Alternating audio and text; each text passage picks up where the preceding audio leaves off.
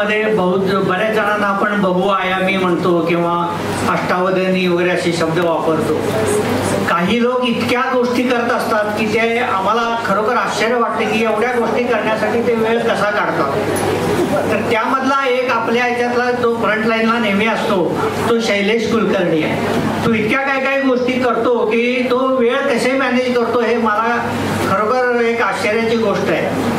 आणि या वयामध्ये इतक्या ऍक्टिव्ह राहून तो हे करत असतो.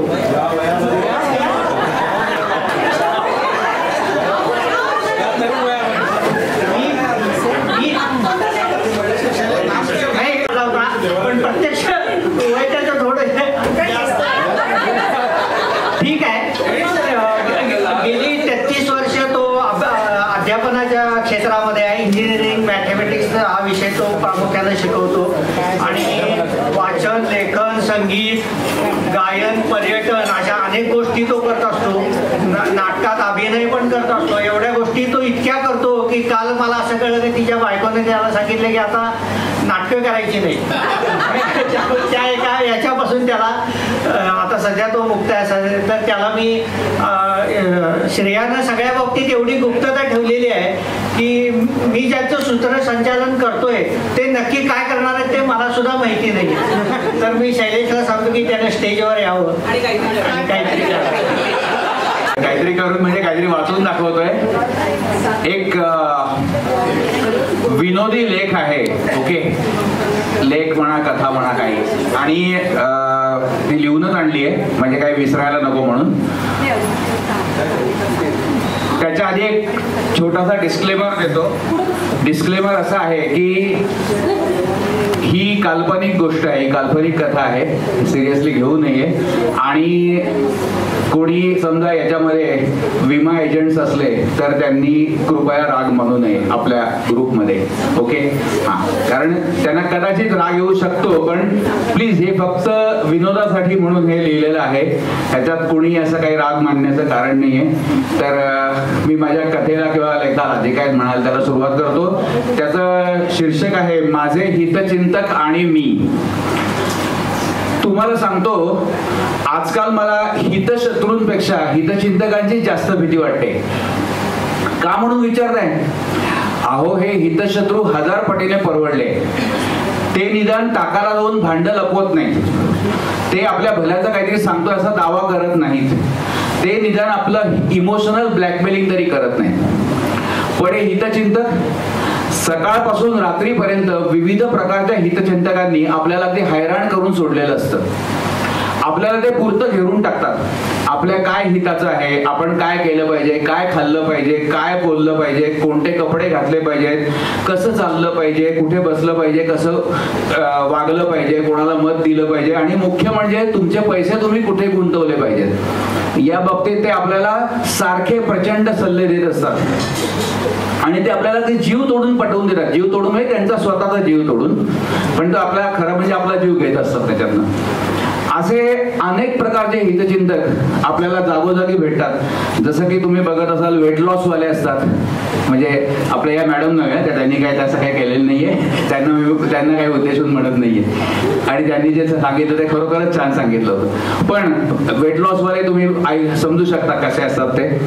त्याच्यानंतर इन्व्हेस्टमेंट वाले, त्याच्यानंतर प्रॉपर्टी इन्व्हेस्टमेंट वाले, बँकेचे क्रेडिट कार्ड विकणारे, असे अनेक जण आपल्याला वेळोवेळी छळत असतात. रोज सकाळपासून संध्याकाळपर्यंत फोन करत असतात. कधी वेळी अवेळी फोन करत असतात. हे सगळ्यांनी अनुभवलं असेलच.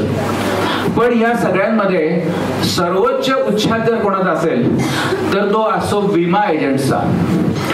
आपला हितचिंतक असल्याचा आविर्भाव आणून आपल्याला आयुष्यभर छळणारा हाच तो सैतान. आपल्या तोंडावर बेधडकपणे तुमच्या नंतर तुमच्या फॅमिलीला सुखात राहिलेलं तुम्हाला आवडेल का नाही बघायला, असा निर्लज्ज प्रश्न तेच विचारू शकतात. आता आपल्यानंतर काय घडेल हे आपण कसं बघणार, असा बारीकसा प्रश्न आपल्या मनात येतो. पण तो विचारण्याची संधी कधी आपले हे एजंट्स आपल्याला देत नाही. बहुतेक कुटुंबियांच्या मित्रमंडळीत किंवा नातेवाईकांमध्ये किमान एक आणि कमाल कितीही असे इन्शुरन्स एजंट असतात. यांचे आपल्या घरी आपल्या लहानपणापासून येणं जाणं असतं. त्यामुळे आपलं कुटुंब, आपली सांपत्तिक स्थिती आणि मुख्य म्हणजे आपले वीक पॉइंट्स हे एजंट्स हा इसम चांगलीच ओळखून असतो. आपण नोकरीला कधी लागतोय याची आपल्यापेक्षा याला जास्त चिंता असते. आपला पहिला पगार झाला रे झाला की हा दारात हजर. मग आपलं भविष्य सुरक्षित राहण्यासाठी करण्यासाठी विमा पॉलिसी घेणं कसं आवश्यक आहे हे तो सांगायला सुरुवात करतो. त्याच्या सुदैवाने त्याला जास्त प्रयत्नही करावे लागत नाही, कारण आपल्या घरचेही त्याच्याच बाजूने बोलत असतात. त्याच्यामुळे इथे आपल्या मताला किंमत शून्य असते. शेवटी आपला बळीचा बकरा केल्याशिवाय हा माणूस इथनं निघणार नाही याची आपल्याला खात्री पडते आणि ती बॅट टळावी म्हणून का होईना आपण आपली मान कापून घ्यायला तयार होतो. पण एकच पॉलिसी गळ्यात मारून हे संतुष्ट कसे होणार? यांना दरवर्षीच आपली मान कापायची असते. विमाधारक हा एक असा बकरा असतो की जो आयुष्यभर कितीही वेळा कापता येतो आणि तेही दरवेळेला त्याला मरणाची भीती दाखवून. कधी दिवाळी आली म्हणून, तर कधी यांचं मार्च एंडिंगचं टार्गेट पूर्ण व्हावं म्हणून. दिवाळीच्या आधी ही मंडळी आपल्या दारात हातात गिफ्ट घेऊन तयार हजर झाली की पोटात गोळा येतो. हे फ्री गिफ्ट फार महाग पडतं आणि मार्चच्या शेवटाला ही मंडळी तुमच्याशिवाय आम्हाला कोण आधार असं देवापुढे जितकं म्हणणार नाही तेवढं आपल्या पुढे रडगाणं गात असतात. आपलं लग्न झालं आणि आपल्या संसारात मुलाबाळांचं आगमन झालं की आपल्यापेक्षा ही मंडळीच अधिक खुश होतात. आपल्याला भरपूर मुलं व्हावीत अशी त्यांची इच्छा असते. कायद्याने आपण एकच बायको करू शकतो हे आपलं नशीब. हे विमा एजंट्स आपले आधीपासूनचे ओळखीचे पाहिजेत असं काही नाहीये. ते कोणाची ओळखी काढून आपल्या घरात घुसू शकतात. मागे एकदा माझ्या एका लांबच्या काकूच्या ओळखीने एक गृहस्थ तिला घेऊन सकाळी सकाळीच नाशिकवरून आलेले होते. आता नाशिकची माणसं किती आगळ बगळ असतं ते आपल्या सगळ्यांनाच माहिती आहे. तर त्याच्यामुळे ते तिकडून आले होते. म्हणजे तुम्ही बघा नाशिक म्हणल्यावरती ते नाशिकवाले ते बाहेरच उभे होते. तर त्याप्रमाणे ते आलेच त्यांनी माझा ताबा घेतला. 3 वर्षाचे इन्कम टॅक्स रिटर्न्स, त्याच्यानंतर मी आतापर्यंत घेतलेल्या सगळ्या पॉलिसीज ह्याचं ते अगदी व्यवस्थित चिरफाड करत होते आणि ते सुद्धा नाश्त्यावर येथेच ताव मारता माझं फॅमिली इन्शुरन्स हवं त्यापेक्षा फारच कमी आहे हे ते मला वारंवार सांगत होते. म्हणजे असं बघा, समजा उद्या तुम्ही नसला, म्हणजे समजा हो तुमच्या मुलाचं शिक्षण बाकी आहे, तुमच्या मुलीचं लग्न व्हायचंय. अहो पण मला मुलगी कुठे? अहो होईल की पुढच्या वर्षी होईल, त्यात काय अवघड आहे? तुम्ही दोघे अजून तरुण आहात. ही गोष्ट 15 वर्षापूर्वी फायदा होईल. डोळे मिसगावत ते असं म्हणत होते. इकडे ती तिसरी पोळ्याची डिश संपली, समोर ती काजू कतलीची बॉक्स ठेवला होता त्यांनी पण तळ गाठला होता. माझा संताप होत होता नुसता. पण काय करणार? न जन्मलेल्या किंबहुना तशी चाहूलही न लागलेल्या त्या निष्पाप जीवाच्या लग्नाची या गृहस्थांना किती काळजी होती बघा.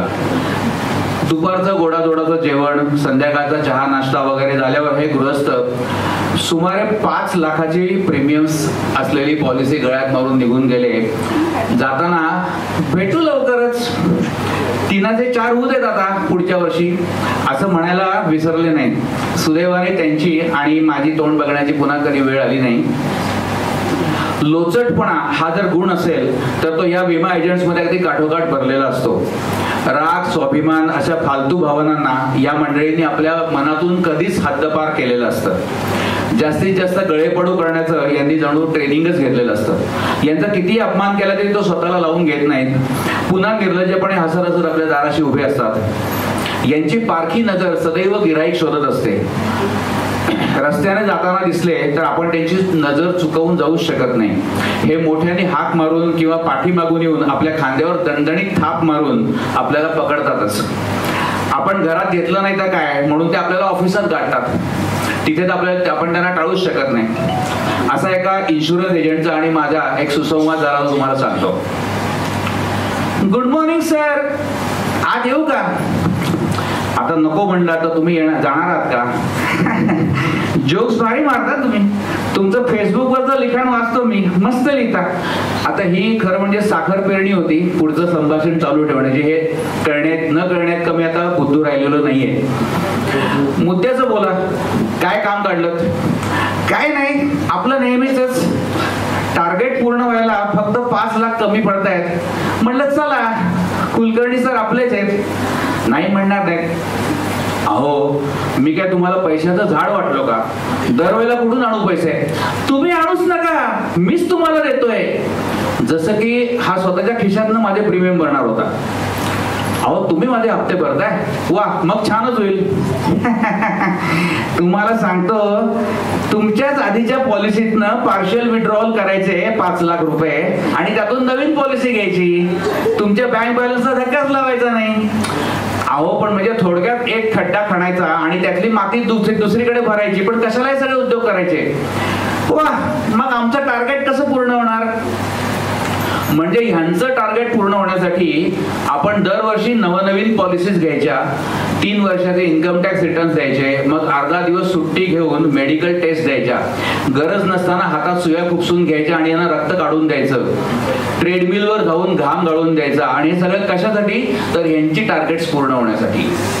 बदल्यात आपल्याला काय मिळतं? एक छोटंसं दिवाळी गिफ्ट. आणि यांना जोपर्यंत पॉलिसी चालू आहे, म्हणजे जवळजवळ तह हयात, तोपर्यंत त्यांना भरघोस कमिशन मिळत राहतं.